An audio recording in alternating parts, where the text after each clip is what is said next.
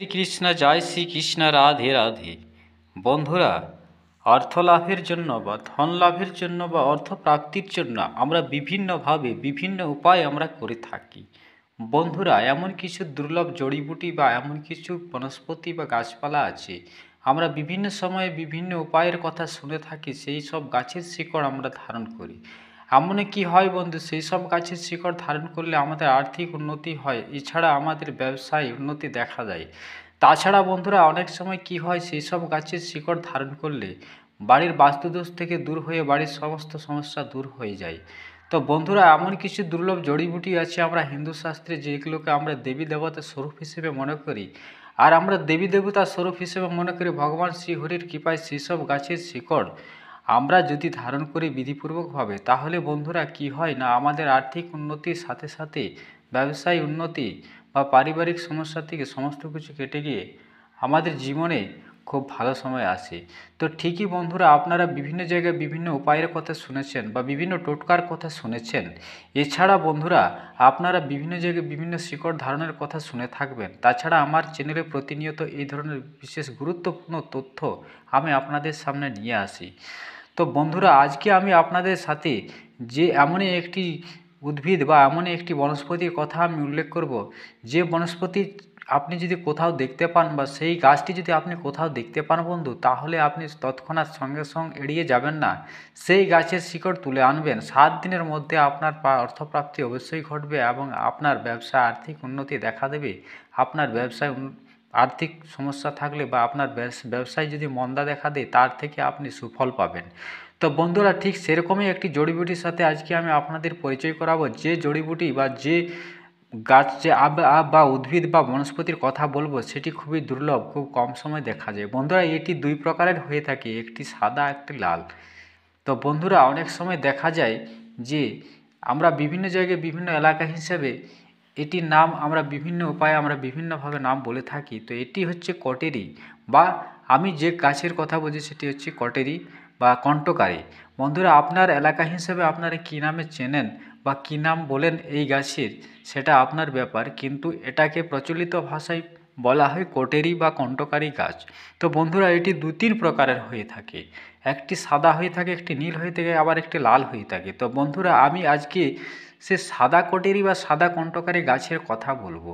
হ্যাঁ বন্ধুরা, এই সাদা কণ্টকারী গাছের বিশেষ কয়েকটি উপায় যদি আপনি করতে পারেন, তাহলে দেখবেন বন্ধু, এই শিকড় ধারণ করার সাথে সাথে আপনার আর্থিক উন্নতি অবশ্যই ঘটবে।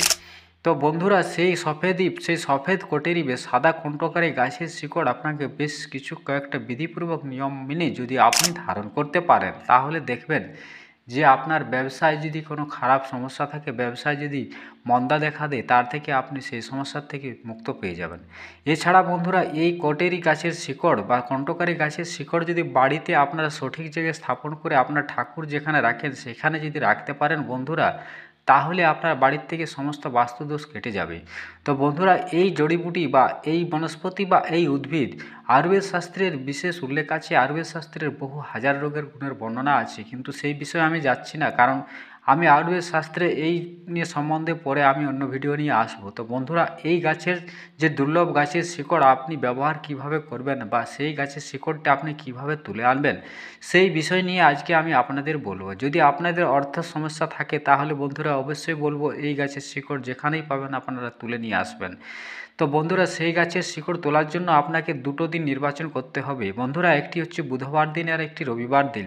তো বন্ধুরা, এই গাছের শিকড় তোলার সময় ভগবান শ্রীহরির কৃপায় আপনাকে বেশ কয়েকটি কাজ করতে হবে। বন্ধুরা, যেদিনকে আপনি শিকড় তুলবেন, হয়তো আপনি রবিবার দিন সব শিকড় তুলবেন, তো রবিবারের আগের দিন শনিবার দিন বন্ধুরা সেই গাছের কাছে গিয়ে আপনাকে গাছকে নিমন্ত্রণ করতে হবে। তো নিমন্ত্রণ করার সময় বন্ধু বিশেষ কয়েকটি বিধিনিষেধ নিয়ম মেনে গাছের কাছে আপনাকে যেতে হবে। ভগবান শ্রীহরির কৃপায় সেই গাছের কাছে গিয়ে গাছকে নিমন্ত্রণ করতে হবে। বন্ধুরা, শুদ্ধ শুদ্ধ অবস্থায় সেই গাছের কাছে গিয়ে সন্ধেবেলা আপনি যখন যাবেন, তখন সেই নির্জন অবস্থায় যখন কেউ দেখতে পাবে না আপনাকে, সেই অবস্থায় আপনাকে যেতে হবে।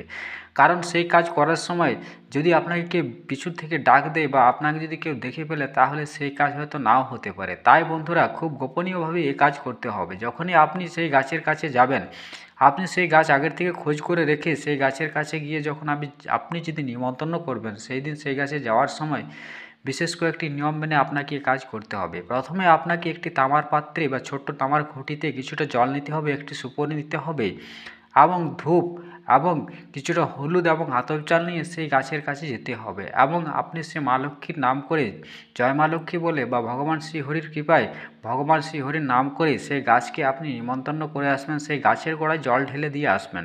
এটাই বলবেন যে হে বৃক্ষ দেবতা, আমি কাল আপনাকে আমার বাড়িতে নিয়ে যাব। ব্যাস, এর পরের দিন আপনি সকালবেলা ব্রহ্ম মুহূর্তে উঠে সেই গাছের গোড়াতে চলে যাবেন। যে উপায় আমি বললাম সেই উপায় আপনাকে করতে হবে, কারণ যখন আপনি গাছের গোড়ায় যাবেন তখন এটা আপনাকে খুব ব্রহ্ম মুহূর্তে করতে হবে, যে সময় মানুষ দেখতে পাবে না বা কোনো ব্যক্তি দেখতে পাবে না। মানুষের এমন সময় হয় বন্ধু, অনেক ব্যক্তির খারাপ নজর থাকে, সেই খারাপ ব্যক্তির নজর বা কুদৃষ্টি যদি আপনার উপর পড়ে তাহলে সেই কাজ সফল হবে না। তাই যখন যাবেন আপনি ব্রহ্ম মুহূর্তে, খুব ব্রহ্ম মুহূর্তে যাবেন, সেখানে গিয়ে স্নান করে শুদ্ধ বস্ত্রে সেই গাছ সমেত সেই গাছের শিকড় তুলে এনে আপনি সেটিকে গঙ্গাজল দিয়ে ভালো করে ধুয়ে আপনি আপনার ঠাকুর ঘরে সেটিকে চন্দন মাখিয়ে, সাদা চন্দন অথবা লাল চন্দন যে কোনো চন্দন মাখিয়ে আপনি আপনার ঠাকুর ঘরে আপনি সেই তামার পাত্রে বা আপনি যদি কোনো মাটির পাত্রে হয় বা তামার পাত্রে বা মাটির পাত্রে, সেইখানে আপনি সেই শিকড়কে রেখে তার মধ্যে একটি 1 টাকার কয়েন দিয়ে বেশ কয়েকটি আতপ চাল দিয়ে আপনি সেইখানে আপনি পুজোর আসনে বসে আপনি ভগবান শ্রীহরি বিষ্ণুর নাম করে বা আপনি মা লক্ষ্মীর মন্ত্রপাঠ জপ করে সেই শিকড়কে আপনি মন্ত্রপুত করে শুদ্ধ করে তারপর সেই শিকড় আপনি আপনার ব্যবসা স্থানে রেখে দিতে পারেন। সেই শিকড়ের এক টুকরো আপনি আপনার হাতে ধারণ করতে পারেন। তবে হ্যাঁ বন্ধু, ছেলেরা ডান হাতে মেয়েরা বাম হাতে, এটা আপনারা গলাও ধারণ করতে পারেন, তাবিজে ভরে ধারণ করতে পারেন অথবা এমনিতে আপনারা লাল সুতো দিয়েও বেঁধে নিতে পারেন। বন্ধুরা, এই কাজটি করার 7 দিন পরে আপনারা অনুভব করতে পারবেন যে আপনাদের মধ্যে কি হচ্ছে। তো বন্ধুরা, এটা ধন প্রাপ্তি অর্থপ্রাপ্তির জন্য খুবই একটি চমৎকারিক উপায় বা টোটকা। কারণ এই গাছটি দুর্লভ, কারণ এই গাছে পৌরাণিক বা শাস্ত্রে উল্লেখ আছে যে এই গাছের শিকড়ে বহু গুণ আছে। এই গাছের শিকড়ে দেবী দেবতারা সন্তুষ্ট হয়। এই গাছের ফুল দিয়ে যদি মা লক্ষ্মীর পুজো করা হয় সাদা ফুল দিয়ে, তাহলে বন্ধুরা মা লক্ষ্মী তাড়াতাড়ি সন্তুষ্ট হয়ে আপনার উপর আশীর্বাদ বর্ষণ করে। তো বন্ধুরা, এই মা লক্ষ্মীর আশীর্বাদ প্রাপ্ত বা মা লক্ষ্মীর সঙ্গ যেহেতু এই গাছে ভর করে, তাই এই গাছের শিকড় বন্ধুরা আপনারা যদি এই দুটো দিন আপনারা রবিবার অথবা বুধবার দিন যদি আপনারা এইভাবে ধারণ করতে পারেন বিশেষ কয়েকটি বিধির নিয়মপূর্বকভাবে, তাহলে মা লক্ষ্মীর কৃপায় এবং ভগবান শ্রীহরির কৃপায় আপনার কাজ অবশ্যই হবে। আপনার আর্থিক সমস্যা থাকবে না, আর্থিক সমস্যা কেটে যাবে। তো বন্ধুরা, ভিডিওটি ভালো লাগলে লাইক একটা অবশ্যই করবেন, আর মা লক্ষ্মীর কৃপা পেতে অবশ্যই কমেন্টে জয় মা লক্ষ্মী লিখতে ভুলবেন না। চ্যানেলে নতুন হয়ে থাকলে চ্যানেলটিকে সাবস্ক্রাইব করে পাশে থাকবেন, কারণ এই ধরনের গুরুত্বপূর্ণ তথ্য সর্বপ্রথম আমার চ্যানেলে থাকবে।